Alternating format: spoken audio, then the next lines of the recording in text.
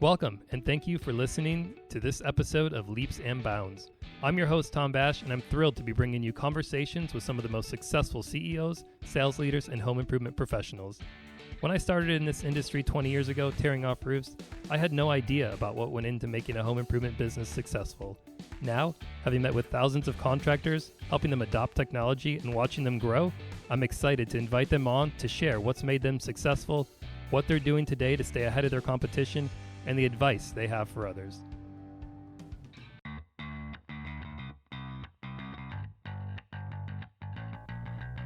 On today's episode, I'm joined by Kimba Garcia, CEO of RKG Roofing.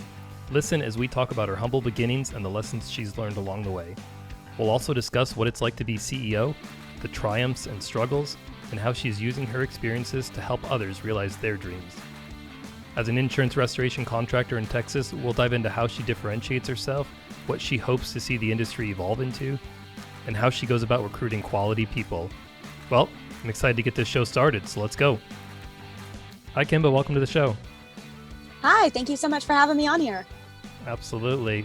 I always like to start these shows off by sort of understanding how you got into the industry and roofing of all things. You know, it's most people don't grow up and say like, I want to be a roofer. You know, my daughter's between like wanting to be an astronaut and wanting to be a hairdresser, and she doesn't know what she wants to do. But unfortunately, it's not like I want to be in the trades or I want to do roofing or I want to do this. So how'd you get to be in this industry?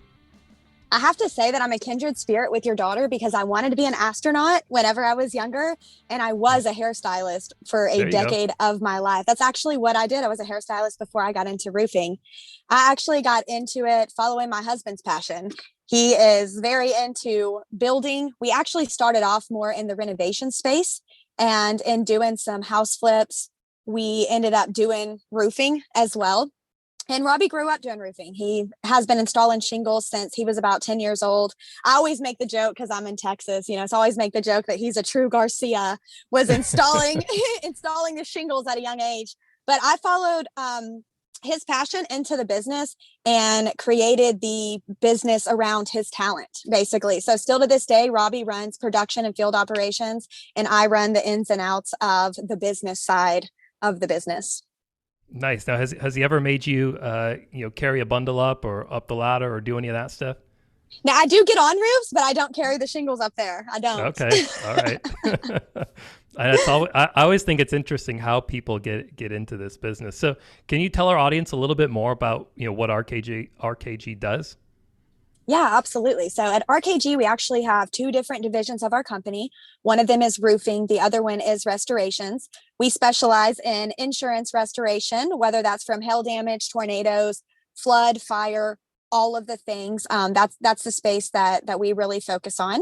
We have an office out of Fort Worth, Prosper, and we just branched into Austin. So we have 3 markets here in Texas. And I have 25 reps that work for us right now, 4 in-house roofing crews and 3 in-house renovation crews. And then of course we have our subs that we work with, outside of that, as like right now, everybody's so slammed, between the freeze and all the hailstorms we're slammed. So we're bringing in some of our reliable subs, but we really take a lot of passion in getting proper coverage so that people have enough money to actually complete a quality project and don't get stuck in the space of having to try to find cheap labor to accommodate what the carrier decided to pay out. We specialize in being able to write up a proper estimate and be able to talk through why we need that money to build proper quality construction work and be able to get our customers not only made back up to whole, but our goal is always to leave them better than we found them. Yeah, that brings up a good point. Like I've heard that the average roof in that Dallas-Fort Worth market lasts like 3.5 to 4 years. Is that right? Is that something you hear too? Yeah, we definitely hear it. Not only hear it, but I see it, because it's what I do day in and day out. It's not, sometimes people think, oh, my roof is 3 to 7 years old is usually what I hear people say. My roof's new. And they think that because they have a 25, 30-year shingle on there. But what a lot of people don't realize is that the manufacturer is not accounting for weather. And here in DFW, we get a lot of weather. We get a lot of weather in Texas. So you're absolutely right. A roof, it's not abnormal to see a roof between 5 and 7 years old be completely totaled out. Yeah. Now, I've also heard there's something like 35 or 4,500 roofing contractors in that DFW area. Like, how do you differentiate yourself from, everybody else out there that's trying to compete for the same business? That is challenging, and it's why I hear a lot of people stay out of this market. They say that it's too competitive, but I guess that's up for perspective, right? Because out of those 4,800 or whatever we have, how many of those guys are actually doing things the right way? I don't consider about Right. 4,000 of those people to be my competitor at all. And the reason why is there's no license required in my market to do what we do, which means that truck in the truck and stand in the van can go down to Home Depot, buy a ladder, and they are now a roofing contractor, but you don't always know what you're going to get. So I actually built out a page on our website, and I call it What to Ask a Contractor Before You Make a Hire. And the reason that I did this is because I wanted to empower our market to be able to have the interview questions that they needed to make sure that they got a good roofing system put on their house. If that's not by RKG, my goal is that you end up with somebody that's just going to do it right.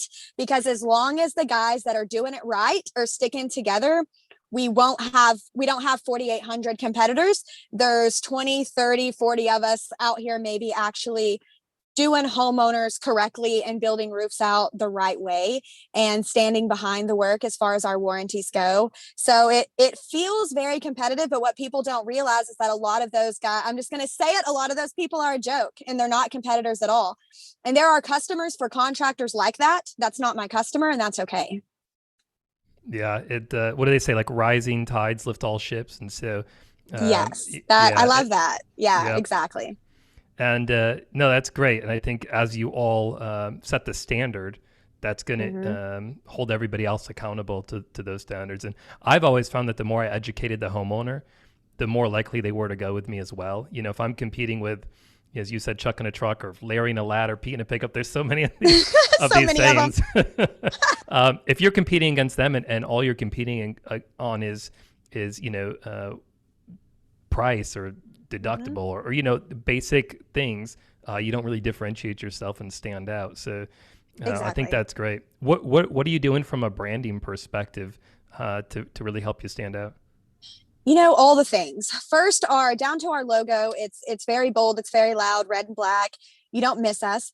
And really before before the brand started gaining the traction that it has today, well, it's kind of like that snowball effect, right? I don't have to try as hard to get out there and do my branding. It's I have reps and we have that trajectory of our branding that's taken over now. But I started by living the brand. I mean, I'm always in our gear. We're putting, I'm handing out the lanyards. It's just getting that brand out there.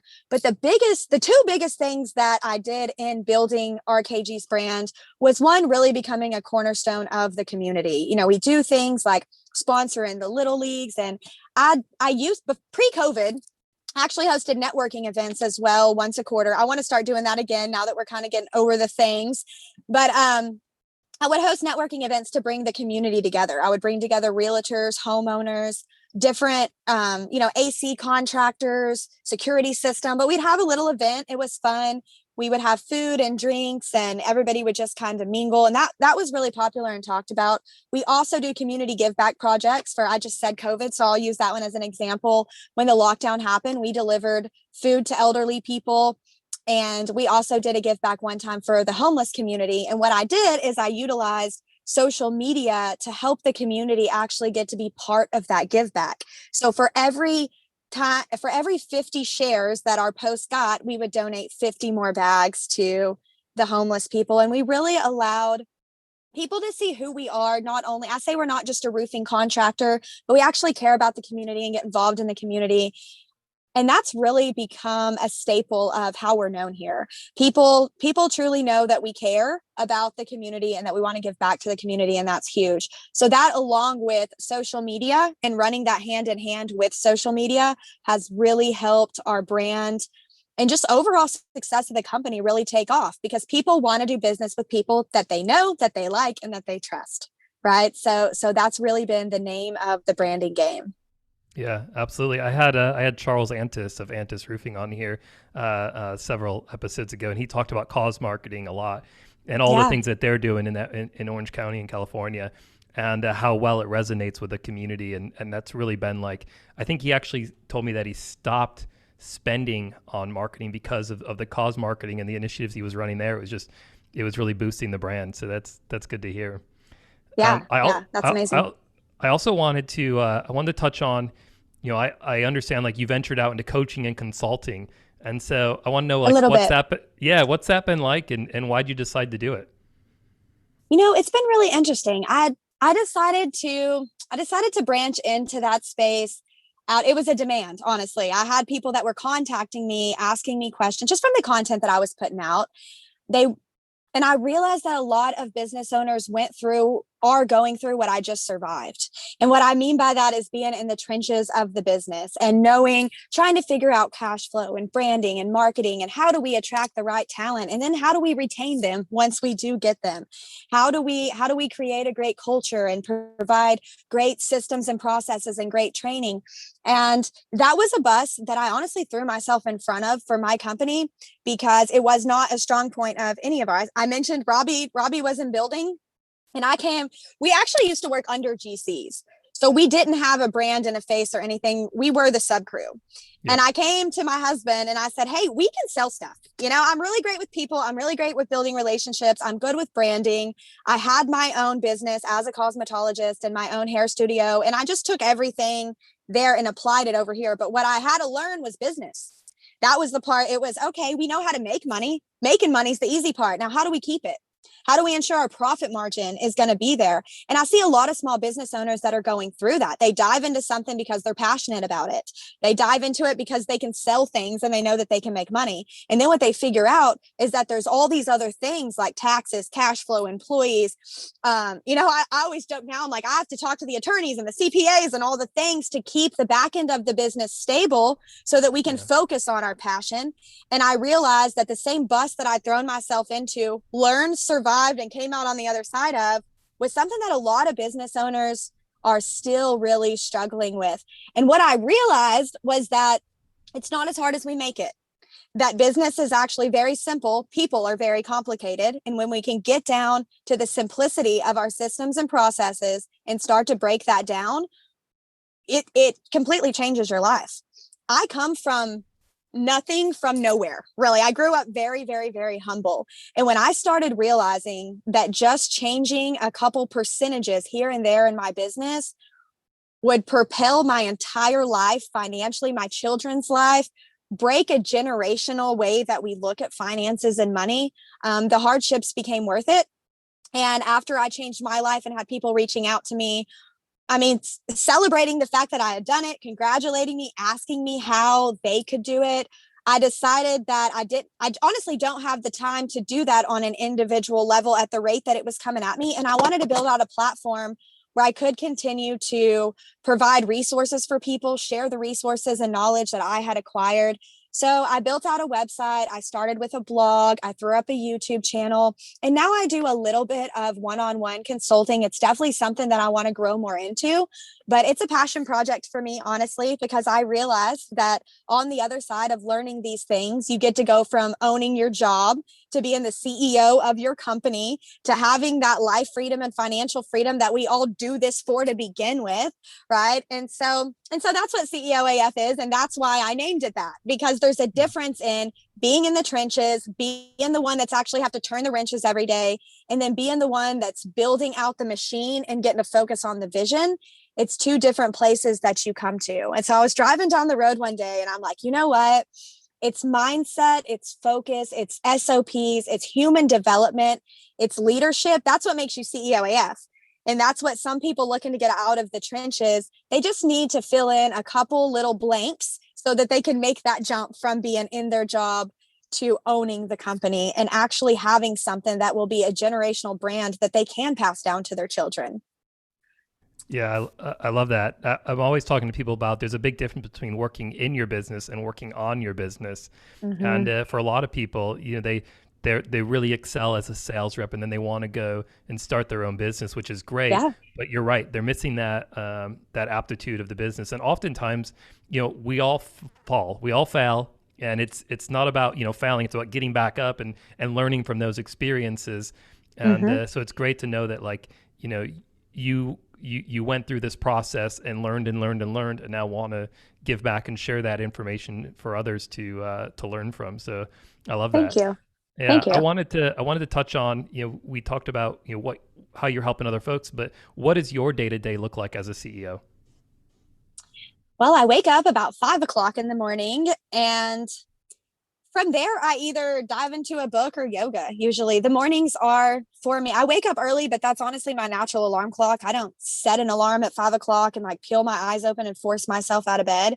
I've luckily I used to, but over the last Yeah. few years, I developed good sleep habits, and now I go to bed early and I wake up early and start to crush the day. We really have a lot more mental aptitude in the mornings as humans. We just do. When we're well rested and we wake up in the morning, there's a lot of brain power. So for Yeah. me, that's my time to read, to journal, to brainstorm.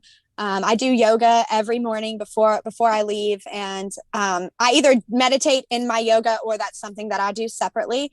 But for me, the mornings are about mindset, about growth, because growth has to happen every day, especially as a CEO, because you can't be the single point of failure for your company. You can't be the bottleneck of your company, and your company can never outgrow you.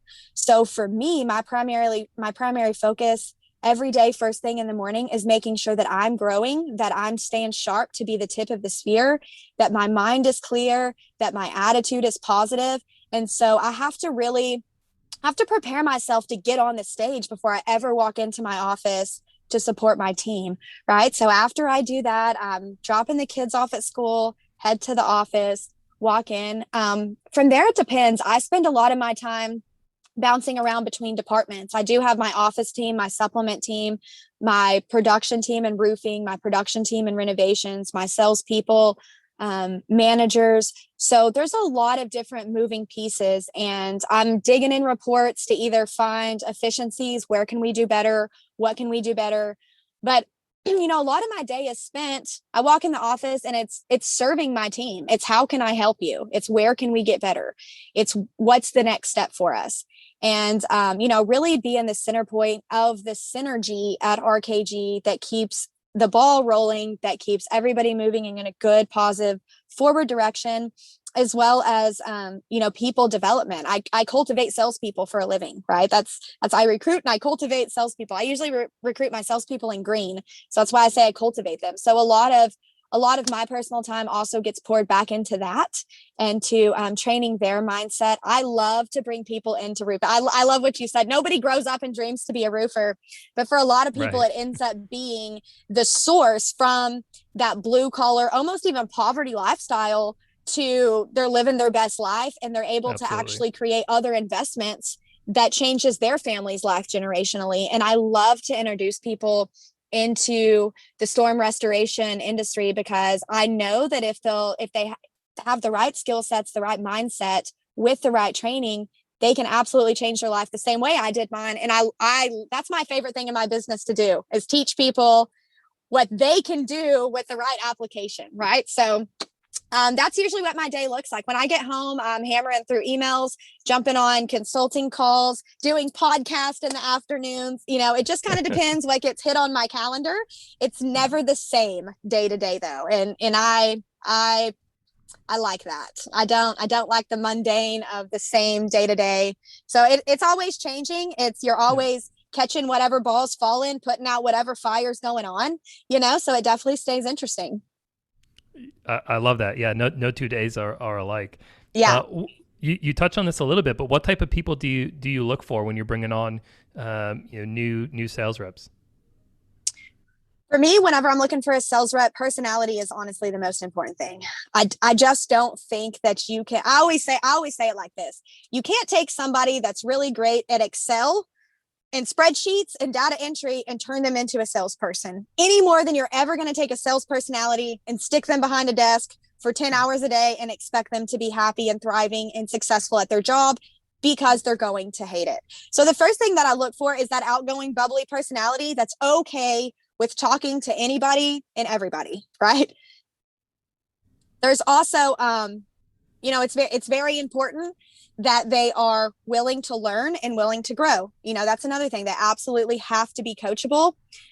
And another thing that I look for is they have to be motivated by money to be good in sales. You know, not everybody's motivated by money. Some people are motivated by helping animals and elderly people, and that's great. And money just isn't their main motivation. So I always ask people that question openly. You know, what do you feel motivated by? Why do you want to get into storm restoration? Why do you want to make more money? I'm looking for things like that. But I also I want them to be motivated by money, but I also want them to genuinely fall in love with helping people, because if you get out there and you find people to help, the money is naturally going to follow. And as well as people that fit into, I hire and fire by my core values. So you have to be the kind of person that's going to wake up to win, own your shit, set the example, people, not a number. For example, those are a couple of my core values. So I'm always looking for people that are high driven, high personality. They want to be high performers. As long as they want to be a high performer, I can teach them how to be. Yeah, I've always said give me somebody who wants to learn and wants to do better and wants to grow, and that's the person that I want. You know, I feel like you can Yes. teach people a lot of things, but they have to be willing and they have to want to better themselves and want to learn.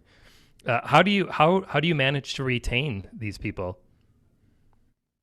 You know, it's culture, it's training, and it's back end support. Whenever I talk to sales guys just in the industry, one of the biggest complaints that I see, even in the groups, is we don't have enough back end support. We have to do everything. We don't have time to sell because we're busy ordering materials and managing the crews and all those things. So I have a very strong back end process that once you turn the contract into the office, we take it over from there. The materials start to be ordered, the crews start to be scheduled, side trays start to be scheduled. So they have a lot of back end support so they can focus on what I call the next carrot, right? Because that's a salesperson's personality too. They always want to be chasing the carrot, and I want them to do what they're good at.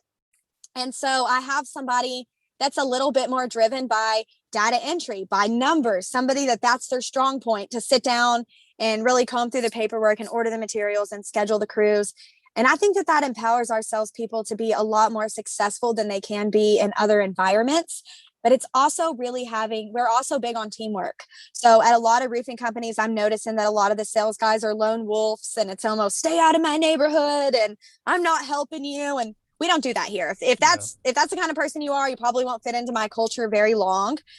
You know, our guys go out and team knock together, and they share when they find neighborhoods that have good damage and people that are willing to do work with them and want to hear what they have to say and want to be empowered and educated to make a good decision for their home. So, you know, we do a lot of team building events around teamwork, culture, things like that, and then provide them with back end support. And you know, so we're doing pretty good. I have salespeople that have been with me for a couple of years by now, and that's, you know, for my company to only be 5 years old, that's great. I have Yeah. built a couple sales teams and lost them all the hard way too. So, you know, I've Yeah. had sales teams recruited out by other companies, and I had to challenge myself when that happened to me. I had to challenge myself to say, well, what could I do to provide an environment where they can be healthy, happy, successful, thriving? And now I really focus on, that's why you know, I really prioritize coming in and saying, where can I help? Because I know that if I can help my salespeople reach their goals, they'll be happy, they'll be implanted, they'll want to grow right here with me. And so that's always the goal. Yeah, absolutely. I think that's great. What are you most excited about? I am most excited. So I spent I'm just going to be real vulnerable right now. At the end of 2019, I started noticing that my backend systems and processes were no longer sustaining our revenue volume. They were broken. I was bleeding money. I had no idea where the money I was bleeding was going. But I remember looking up at the end of 2019, I had lost about $70,000 in that quarter, and I had no idea where I lost it. So I went through and started strengthening up our systems and processes. And I fully believe that right now my systems and processes and my back end can support $20 million in revenue. And I'm excited to see that work. I've been really excited this year to see my processes and systems that I built out become duplicatable. I opened 2 more markets this year, and I'm excited to see those grow the same way as our Fort Worth market has. We're actually fixing to move into a bigger office. Our Fort Worth office, we're more than doubling the square footage. I've just hired a full-time trainer for my team. So right now I'm very excited about the company's stability, because I know that that's going to allow us to just continue to duplicate out the success down. And, now I'm not struggling to keep the lights on anymore. Again, I come from very humble beginnings, right? So it's not about, honestly, if financially I stayed exactly where I am and I continue to make investments like I've learned to make, I'm good. My kids are good. My family's good. So I'm excited now. It's about building up the next level of the company. Those mid-level managers right now, I want to build all them out teams. I want them to be the CEO of their own little team and have their own team that they pour into and inspire to change their life. And I've really brought in a lot of support and training around making that happen. So I'm pumped. We move into our new office in about 30 days. And, I'm just really excited for the freshness that a new space brings to the whole entire organization. And then having the room to be able to find those more great people that fit our culture and bring them into what we have going on. I'm very excited about it. Yeah, that's awesome. I bet you can't wait to stress test that back end, right? Can it handle that volume, right? Yes. No, I love exciting. it. You know what we find is that every time you think it's going to work, something breaks, and then you fix that again real quick, and then dump some more revenue on it. Something else breaks. We patch that back, and I've learned that's what most business owners hate, right? It's my processes keep breaking. Things keep going wrong. I've learned that that's normal, and I've learned to fall in love with that process. It's like a chess game for me. Where, what are we going to do next? Where are we going to go? And so I've learned to love that part of business, of the failing forward, of the growing, it's part of it. Yep, absolutely. I personally think that's where you learn and advance the most, is in those situations where something breaks, or something doesn't go as planned, and you're able to learn and grow from that, and you see beautiful things happen from it. Pain does amazing things for people. Pain is it's a real prompter. Absolutely. Where do you see the industry in the next 2 to 3 years? Do you see it evolving, or do you see it changing at all? I do. I'm not. It's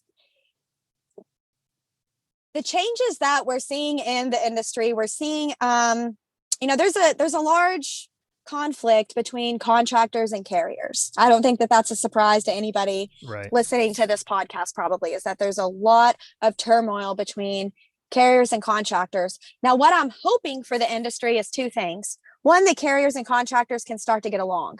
And the way that I believe that we're going to do that is by contractors don't need to be trying to invoice for trades that we're not doing and fluff estimates illegally to get paid for work that we're not doing, period. Carriers, on the flip side of that, need to understand that the Xactimate program pricing is not always correct, and that they need to pay out enough money to get the customer back to whole, and we need to do this in a timely fashion. The thing that I dislike about the industry right now is that the only person that suffers between the carrier and the contractor conflict is the homeowner, is the property owner. We have a mutual customer in the property owner, and I hope in the next 2 to 3 years, carriers and contractors are able to start working together to create a good experience for our mutual customer, who is the policyholder. On the flip side of that, it's like I have a dream, right? That all the good contractors start sticking together. And with that same thing being said, is we uphold actual market pricing. We don't waive deductibles. We don't cut corners to come in cheaper. We build quality work correctly, because that's setting the waterline to fair market pricing. I think what a lot of these trucks don't understand is that when they're willing to do a roof for 40% less than the roof actually costs to do correctly, two things happen, especially in my market. One of those is that the homeowner gets shorted on quality construction, and they don't know the difference. They don't know a difference in a layover. They don't know the difference in improper ventilation, or are we using proper flashing, or, how the actual construction part of the roof is going on. All they see is that price tag. And I think that confuses consumers, and it definitely is lowering the quality of construction in DFW. Also, what happens is the carrier will use the low bid and I've actually had this said to me before. Well, Joe Blow roofer up the street said he would do it for $3,000 less. And sometimes they'll even suggest to Miss Jones that she goes with Joe Blow roofer that's going to do it for $3,000 less. And, I think it's practices like that we're starting to see more people on both the carrier and the contractor side. We all want to come together, because we're realizing that the back and forth of this is stressful, and it loses money for everybody on every side. but most importantly, it creates a very poor consumer experience, which makes them dislike their carrier and their contractor because they're just frustrated, Yeah. And I would really like to see our industry continue to come together. And I do think that that's starting to happen. So the next 2 to 3 years, I see that continuing to get better, and I hope that I'm right. Yeah. I like the vision. I have a dream. Yeah. Yeah. Hopefully it picks up steam. I see it as well, just from the outside. I see the same things, and I'm optimistic that it will get better. We've got a few minutes left here, so I'd love to know, where do you most often see others in the industry making a mistake, and how can they avoid it? Internally or with their customer? I'll leave that interpretation up to you. Okay. Okay.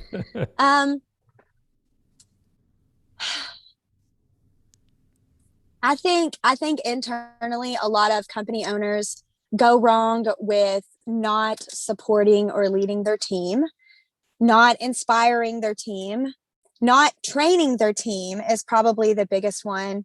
You have a lot of salespeople that are just salespeople, but they don't actually know their product. And I think that leads to a lot of consumer confusion and poor construction as well. So, I think that company owners really need to prioritize training the people that are out repping your brand and ensuring that they're able to provide the customer with the best experience possible.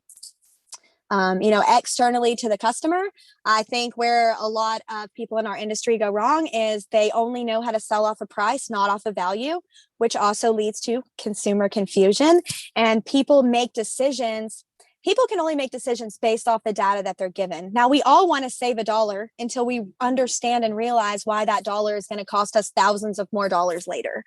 And, it's really having the integrity to not be afraid to explain that out and educate your customer, even if that feels like you're going against what they want to hear. The integrity behind your brand has to be the most important thing.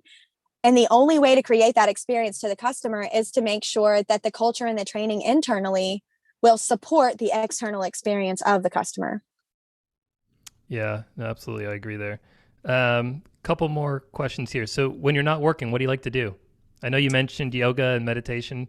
Is there other things that you like to do outside of work? I love going to the lake. We have an MB, a wakeboard boat. So I love to wakeboard. I actually just started getting good about, and I say that I'm not great, but I was about 2 years ago, I could actually jump the wake and get some air and, switch and do all of the fun stuff. So actually all 3 of my kids also wakeboard. Blaze started wakeboarding when he was barely 5 years old. My 9-year-old daughter rides, and my almost 14-year-old son also wakeboards. So it's our family activity. We all love going out on the lake. We just bought a boat that's black and red. So it's our company colors too. Always be branding, right? And but I love being out on the lake with my family. I love to wakeboard. I also love to watch my kids wakeboard. It's so much fun. That's awesome. I know we love getting out on the lake, out on the water. Or I should say the bay here. We got the Chesapeake Bay right here. That's awesome. If people are interested in learning more about like your consulting services and getting in touch with you, what's the best way? Where should they go if they want to learn more? My website is www.ceo-af.com. And then they're always more than welcome to look me up on Facebook as well. Kimba Garcia. I'm on Facebook and Instagram and LinkedIn and YouTube, most of the places. So on the major platform, I don't Twitter. That's, I guess, the only thing I don't do. I don't Twitter. I don't TikTok, but all the other places. And then, from my website, you can find all that though. My Facebook group and all that kind of jazz. Awesome. And then last question here, what advice do you have for others with similar goals and ambitions that, like you had mentioned, want to be CEO of their company? I mean, be ready for the pain. I said that a minute ago, right? Like a lot happens in pain.